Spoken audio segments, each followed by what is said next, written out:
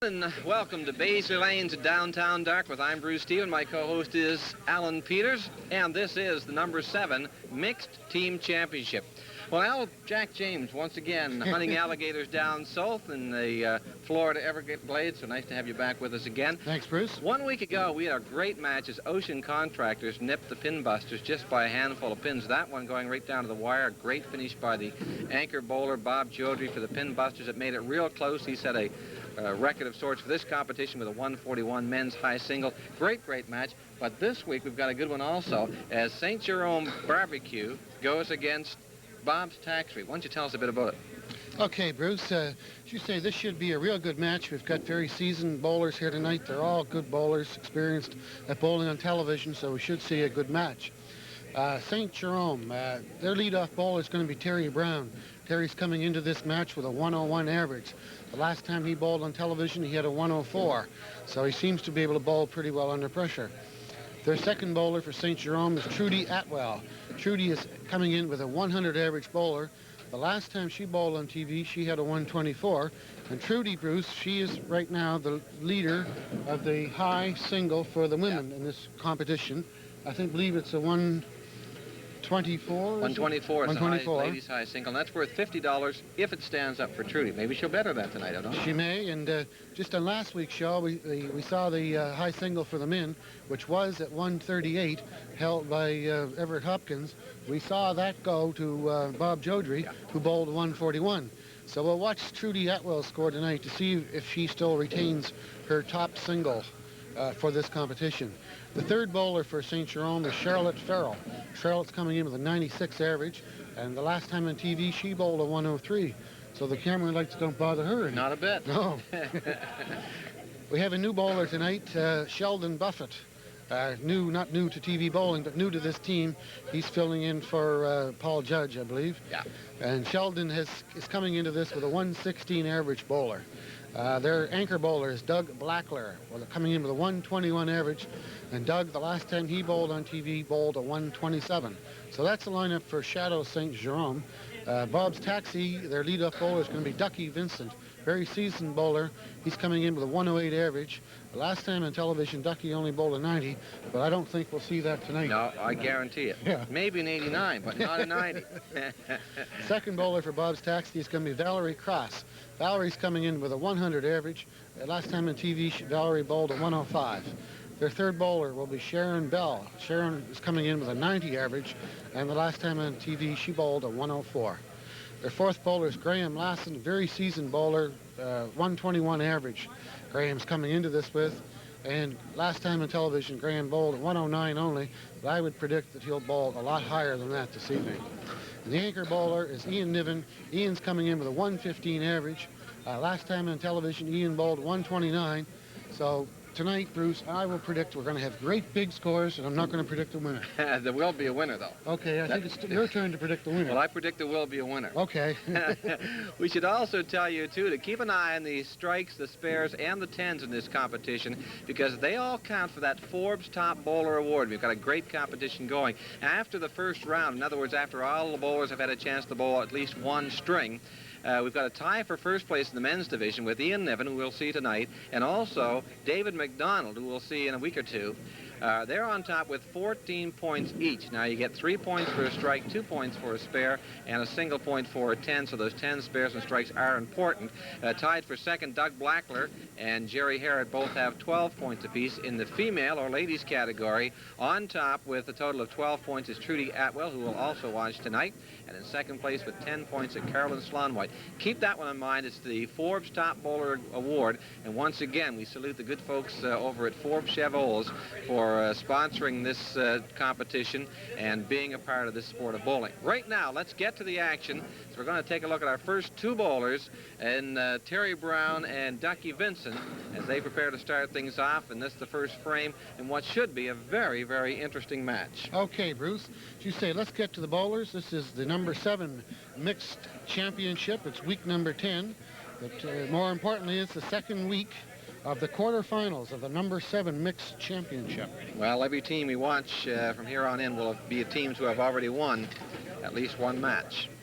You're looking right now at Ducky Vincent as he'll start things off for Bob's Taxi.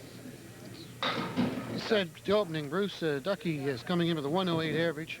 He only bowled a 90 last time, but we're looking for a lot more than that tonight from Ducky Vincent. Yeah.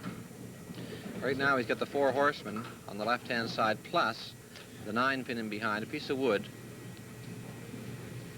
That wood won't help him get the 9, but it could come back. Well, made me a liar. Come off the kickback, did take the 9. The other side now. This is Terry Brown's shot. Oh, Terry Brown. I guess that wood was out a little too far there to be of help for Terry. Well, we've seen it happen so many times before, and you get that wood well out in front. There's really Ducky Vincent's third ball, nice 10. Terry Brown's third ball, Terry's going to settle for an 8. Okay, open advantage to Ducky Vincent. Crowd saying to Ducky there, he's got him already. Once again, a good crowd on hand. Here at Beazley Lanes in downtown Dartmouth. I have to clarify that all the time now. 3 Beazley Lanes locations now in Dartmouth with the opening of the new Forest Hills location. That's right. We'd like to invite everyone, of course, who has not yet seen the new Beazley Lanes in Forest Hills to drop out and have a look and tell us what you think about it. We think it's fantastic, but we're a little biased, but... We're getting excellent response, I must say, from the people who have been going out there. If you haven't had a chance to drop out, go out and have a look. And if you've got a group together, be it just for a weekend, or maybe you'd like to start a league, there is a limited time, at least league time available out there. So go out and have a look, give us a call, and we'll look after you. And as we talk about things like that, we saw a good-looking shot there from Terry Brown as he picks up the spare. Just in conclusion, to mention about Beazley Lanes Forest Hills, it's a totally new concept in bowling. The interior looks almost like a hotel lobby. Lots of brass potted lights and greenery and brass railings. And that has been the one response. I don't know how many times people have said to me, hey, it's like going into a hotel lobby at the Sheraton. So go out and have a look. Let us know what you think. Okay, right now we're watching Valerie Cross and Trudy Atwell. Well, Valerie's not fooling around. She starts off with her first box with a spare. Great start for her. Now, this is a shot for Trudy Atwell. I mentioned off the top of the show, she owns the ladies' high single right now at 124. Which is worth $50 for her. The winner of this winning team for this match will receive $800, second place $400. The prizes go down from there. We're going to take a look at Valerie Cross as she bowls on her spare here. This is Valerie on the left-hand side. She's a real good one. Has a solid 100 average.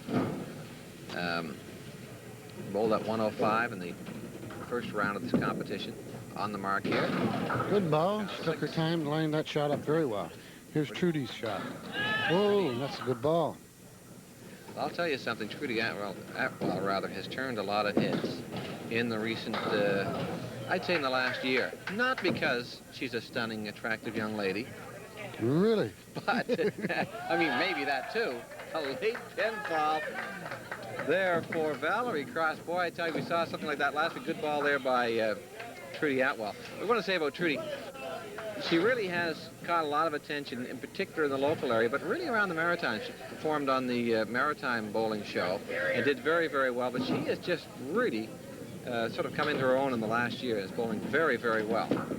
Here's Sharon Bell for Bob's Taxi. Yeah. And on the other side, Charlotte Farrell for St. Jerome. The show is getting to have quite an international flavor now, Bruce. And speaking of flavor, you should taste the chicken and ribs at St. Jerome. 2 locations now to serve you. One in Cole Harbour and apparently a new one in the Penhorn Mall. So nice to see these people support the sport of bowling, as well as Bob's Taxi. And Forbes Cheval's Cadillac. Yep. And number 7, Rothman's of Benson Hedges. Watch Sharon Bell, or at least Charlotte Farrow there. Now Sharon Bell, Sharon to open. With that 7, of course, Charlotte with the 10. Sharon takes a big, deep breath. An excellent 104 in her first round. Good-looking ball there from Charlotte Farrow. And now Sharon Bell. On the object pin. Piece of wood in behind here for Charlotte's going to make this shot a whole lot easier, but she does have to get something over on the far right-hand side on that 10. Oh, good shot. She just about had a spare there, Bruce. Played it perfectly. Sharon on the other side, looking to get a couple of those, but found the gutter on the left-hand side. Will have to settle for a second 7. Now, Charlotte's a piece of wood well out in front here. Has to get real close to the gutter. Well, she got too close. That wood was about 3 or 4 feet in front of the pin, Bruce, and if anything, that was just a nuisance to her, and it turned out to be just that. Yeah. Graham Lassen on the left-hand side and Sheldon Buffett on the right. Graham 121 average. He is, if you're looking at averages, the class of this match along with Doug Blackler, who also has a 121 average. Real nice, smooth bowler. That's his opening ball. Now let's look at Sheldon Buffett. That's his target. Ooh, Sheldon wasn't happy with that shot. Good-looking shot here for Graham Lassen. A lot of wood covering that 10. And he gets it. See how easy that is, Bruce? Well, this is the thing that amazes me. These guys make it look so easy. And in real life, it's not that easy, is it? Well, I tell you what, it's a lot of fun. More and more people, young and old, we've talked about this before, are really getting turned on to the sport of bowling. It's the kind of, we've got them from 8 to 80. Well, I guess we can expand that much further. That's right, both ways. Yeah. We've got them from about 3 to 93. Yeah. And it's a great I don't know where you and I fit in there. There's a good shot. Graham Lassen picking up 9 on that spare. Big count of 9. There was Sheldon Buffett's shot. Sheldon off to the right-hand side a little bit. Sheldon. Lassen's got another easy spare here. Lots of wood around that pin. Oh, Graham Lassen opens with a pair of spares. That was a good ball there by Sheldon Buffett after I'm sure he was aware of Lassen's second mark in a row, but he came back, got right in the object pin, and actually could have got them all. He's looking at the 3-5 here, Bruce. Yeah. Gets the 5. Gets off the 5, settles for the 9 to Sheldon Buffett. A couple of 9s for Buffett to open, but a couple of big marks for Graham Lassen, both spares. Go to the anchorman now. On the left-hand side of your screen, that's Ian Niven. And off to the right is Doug Blackler. Another pair of very powerful bowlers here. Here's Ian Niven's first ball. 129 for Niven. Excellent spare chance. Here's Blackler's shot. 27. Whoa, look at that. Get them all? No. I'd say we could mark up 2 spares here, Bruce. Should be no doubt. These kind of... Oops. Ooh, that's going to be constant, because Blackler's not going to let this one go. Here, but this shouldn't be a problem. No. So Blackler picking up the spare. Chateau St. Jerome, big mark there for Doug Blackler. Now Ian Niven gets his mark. And Chateau St. Jerome are pulling ahead. It's quite a lead at this point, Bruce. We're only just concluding the second frame. But they have... 4-2 in the marks category for Bob's Taxi. I guess maybe they're not. I don't know why I was saying that. Let's talk about something else. Well, I want to tell you, Al, there's a lot to keep your eye on here when you're doing this show, isn't there? Well, there is. The names, the pins, the averages, what they did last week, who's on first. These people that criticize us, I think they should come in and do the show. Watching Ian Niven now. On the mark, Dougie Blackler got 5. That up. Blackler 5 in the mark, but left a tough split, but hey, he gave that a try. Niven looking for a second 10. Settle for 9 this time. Here's Blackler's third ball and second frame. He gets a nice 10. So Blackler goes to 25 after 2. Niven at an even 20, or he makes it 19. As we go back to the top of the order, we'll switch lanes as we watch Terry Brown on the left-hand side and Ducky Vincent on the right. Brown is open on a spare. Ducky Vincent with a 10 and then a 9 to open. Let's see what Brown can do right here for St. Jerome on his mark. He only picked up 4 out of Ducky Vincent.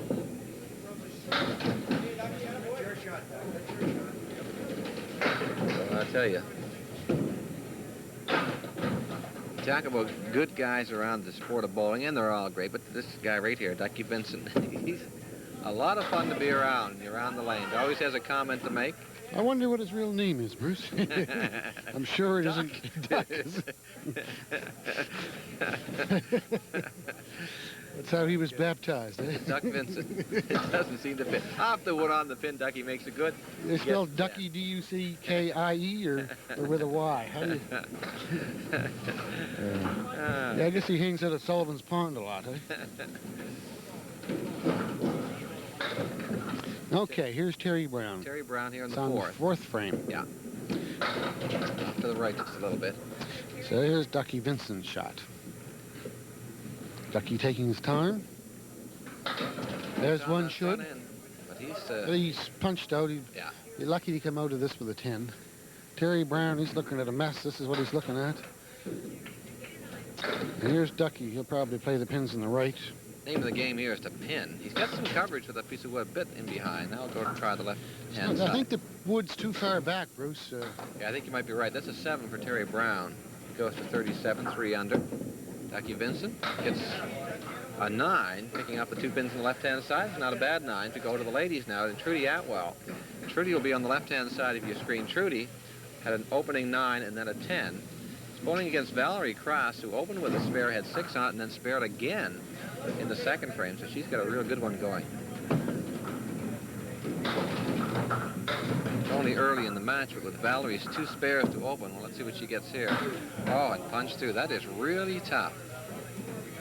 Only 2 on the mark. I was going to suggest with Valerie Cross opening with a couple of spares, she may challenge the ladies' high single. And, of course, that high single is owned by the lady she's bowling against in Trudy Atwell. Trudy comes out of that with an 8. Bit of a pressure shot here for Valerie in the third frame. Comes out of that with a 7. And I'm thinking Valerie might be saying, well, that could have been worse. I've had worse. Yeah. Usually I'm saying that could have been better when I'm bowling. I'm glad we're not on this show, Bruce. Matter of fact, I'm never going on. You're right. You know, there's no question about that. Nobody would take me. Good ball there by Trudy. An 8-pin break. Valerie comes back. She, too, should have 8. Yes. This Trudy shot should be an easy shot. Yeah. And it is. Made it good. Nice little piece of wood in between, just rolling in there late. And one thing for Valerie, this should be an easy shot, has too. to be on the pin out in front. She is. Gets it. Beautiful. That's the 3rd mark in 4 frames. Good bowling there for the girls. Excellent. Yeah, nice matchup Trudy there. and Valerie. Right, We'll watch 2 more women here, Bruce. Yeah. Sharon Farrow. Sharon will be on the left-hand side of your screen. Charlotte Farrow, Bruce. Charlotte. Charlotte. Yeah. Charlotte Farrow and Sharon Bell. Right. I knew Sharon's brother's school. Oh. On the mark for Charlotte. On the mark. She doesn't have a mark, Al. Charlotte Farrow. Open with a couple of 9s, but like to mark here. Now on the other side for Sharon, she does have some wood there that might help her, but the 9 could be a problem. Get both the 9 and the 10. Here's the shot. She got the 9, leaves the 10.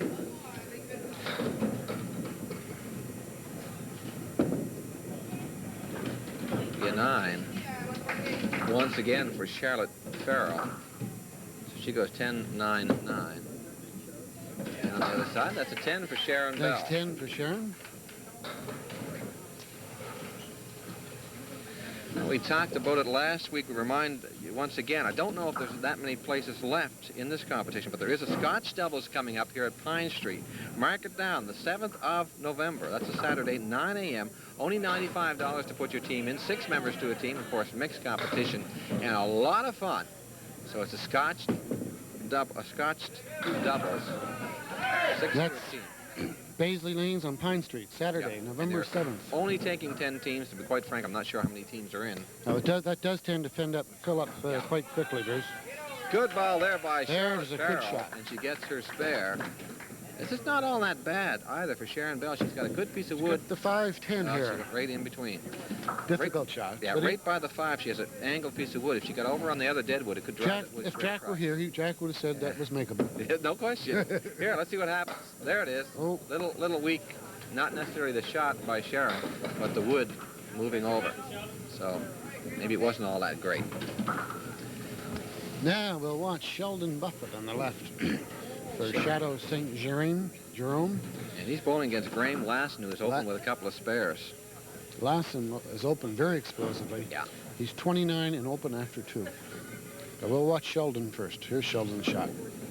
On the front end, didn't like that. Through. He has not had a lot of luck. Lassen picking up 6 on his spare. 6 on the mark. Puts him 35 after 2. But Sheldon has not had a lot of luck bowling in front of the TV cameras. He does not bowl. He doesn't seem to get the breaks, Bruce, No, does he doesn't. And sure, it's frustrating for him. He is a good one. Make no mistake about that, 116. A leader in any tournament that he's involved in. One of the solid members of the Pro League. Graham Lassen takes a 10, and Sheldon there takes a 7. Both these gentlemen are bowling the Rothman's Pro League, Bruce. Yeah. Or I guess it's called the Sportsman's Pro League now, is it? Number 7. Number 7. Look at all those brands in there. It was Rothman's. Then I guess they changed to number 7. Good hit by Buffett there. And also Lassen, both bowlers, excellent chances to spare. For Buffett, he's got the 5 and the 9. You're looking at it. He's got to be on the 5. Here's the shot. No, it's over on the 9. Now for Lassen. Bang. Nice shot. Graham Lassen from top of Lassen was hot tonight. Another mark. Sure is. That's 3 marks in the opening 4 frames, and Bob Chaudhry's high single of 141. Set just a week ago. Could be in that could be in trouble tonight. Yeah. Because Graham Lassen now is 55 and open after 4 boxes. Yeah. We're going to watch Dougie Blackler now for Chateau St. Jerome. Blackler's on the left portion of your screen. He's bowling against Ian Niven. Blackler was 25 after 2. Niven 19 after 2. Here's Blackler. 7 on that. Yeah. Now, here's Ian Niven's shot.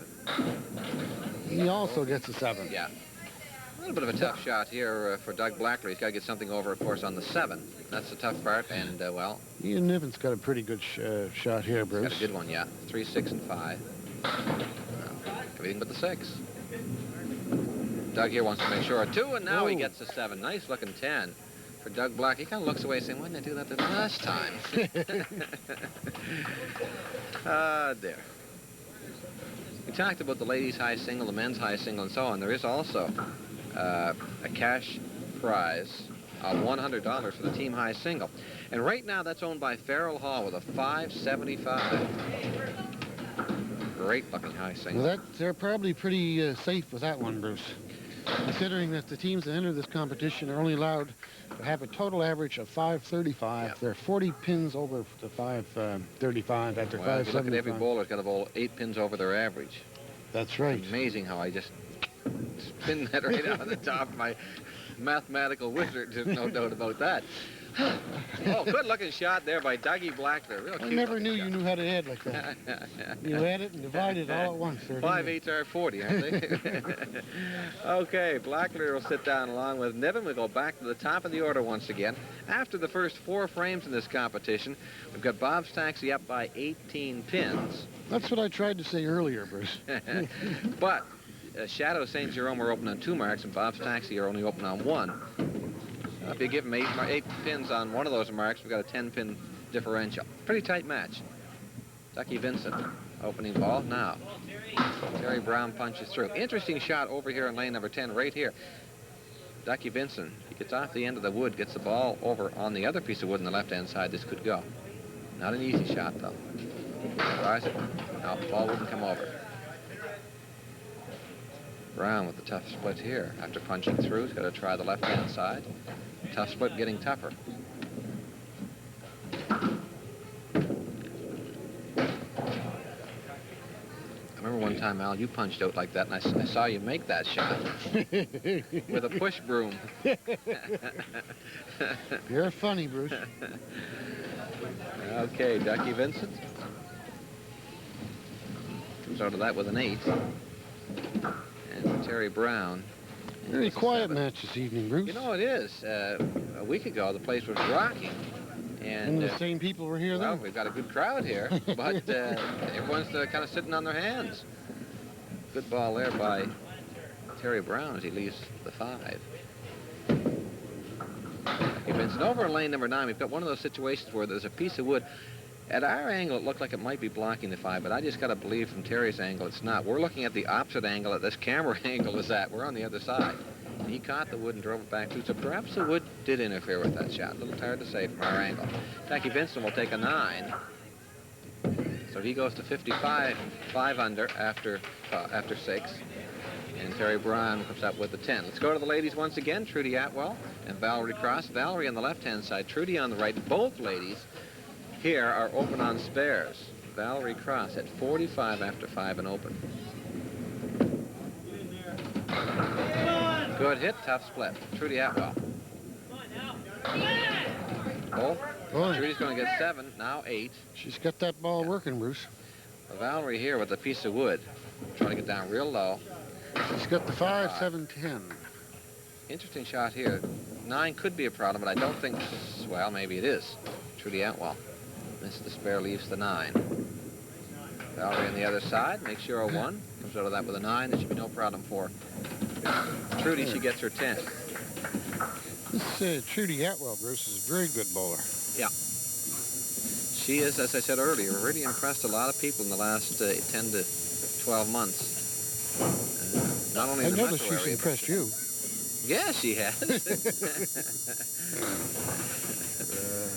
Valerie off to the left-hand side. There's Trudy's shot. Yeah. Leaves the Hossman. The Hossman. Valerie Cross missed badly in the left-hand side. Said, I'd like to have that one back. See what I think you and Jack should come up with some new terminology for these. We're going to rewrite Change the 4 horsemen the to terminology book. Something or other. Oh, we could say the 1, 2, You should get the viewers 4, to 7. write in with suggestions of names for these shots. Unfortunately, we probably couldn't put most of them on the air.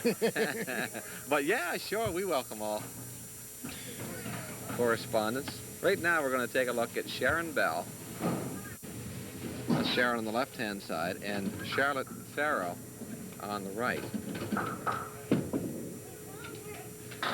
Charlotte right good here. ball by Good. Sharon. Good Great hit, spare 8 drop. chance left. Charlotte opening the spare here. Good hit. She got a big big count of count. 9 for Chateau With an St. Jerome. easy spare left there, too, Bruce.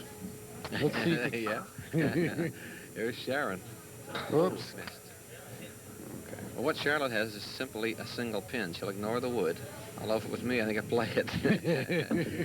I'd just close my eyes and I'd close my eyes and throw the ball. And then pray a lot. Well, I said, why do you throw such a slow ball? He says, more time to pray. 10 for Charlotte. I'm sure she would have liked to have had the spare. Sharon comes up with a 9. Sharon now at 42 after 5. And Charlotte at 57. She's going very, very well. Another 8-pin drop for Sharon Bell. It's going out to Charlotte Farrow. It's off to the left-hand side, but get some action. Oh, does she ever get some action out the side? And again, a 9-pin drop. Girls are bowling very well. Yeah. This is a tough shot in the fact that she's got to be almost letter perfect. Does have some wood behind, but now she had to be on the front pin. Now Charlotte is facing once again a single pin to spare. Here it comes. This time she's right on the pin. Shot. She makes it good. That could have been 3 marks in a row for Charlotte Farrow. On the other Sharon's side, third ball. Sharon will settle for a 9 box. Okay, now we're back to these explosive bowlers. Well, this is Graham Lassen on the Lassen. left-hand side. He has really been bowling up a storm.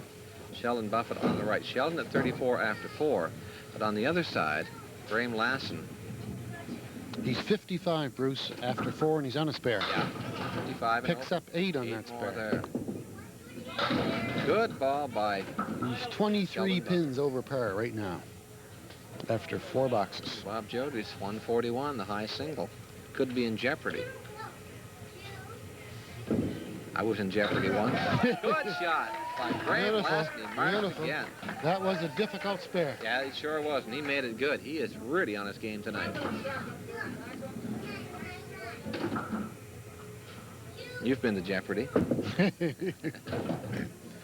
Graham is a contestant, too, in the Forbes Chevrolet's Cadillac Top Bowler Award. What he certainly is. I think he's around 2nd place, isn't he? Or we don't have it right in front of us, but the way he's bowling tonight, I wouldn't be surprised at all to see that this performance put him into the lead position. Well, after the first round, he had compiled 10 points in that Forbes Chevrolet's category. 6 on the mark there for Graham.